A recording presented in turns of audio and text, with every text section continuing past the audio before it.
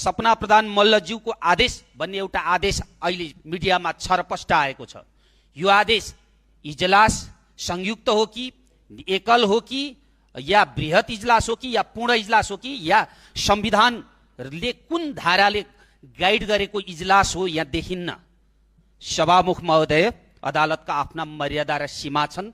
माननीय न्यायाधीशहरू र सम्माननीय न्यायाधीशहरूलाई हामीले सम्मान गर्ने भनेको विधि नियम पद्धति बमोजिम न्याय सम्पादन हुन्छ भन्नका लागि हो। आज अदालतको यो सक्रियता देख्दा मलाई लाग्छ सक्रियता कहाँ हुनु पर्थ्यो। सर्वोच्च अदालतमा 27,000 भन्दा बढी मुद्दा छन्, खोइ न्यायिक सक्रियता। 8,000 भन्दा बढी 5 वर्ष नागेका मुद्दा छन्, त्यहाँ सक्रियता देखिएन। 3,000 भन्दा बढी रिट निवेदन र फौजदारी देवानी मुद्दाहरू फैसला कार्यान्वयन भएका छैनन्। डरलाग्दो कुरा त 1,25,000 वर्ष कैद लगत बाँकी छ, 31 अर्ब जरिवाना असुल हुन बाँकी छ। यतातर्फ कहीँ पनि अगाडि बसेको देखिँदैन। तर कन्फ्लिक्ट अफ इन्ट्रेस्टको सिद्धान्त देखिने गरी अदालतको न्याय प्रशासनको विषयभन्दा बाहिर गएर जे क्रियाहरू हुन्छन् कि भन्ने डर नेपाली नागरिकमा छ।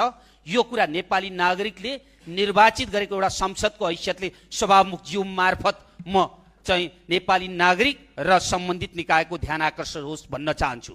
मेरो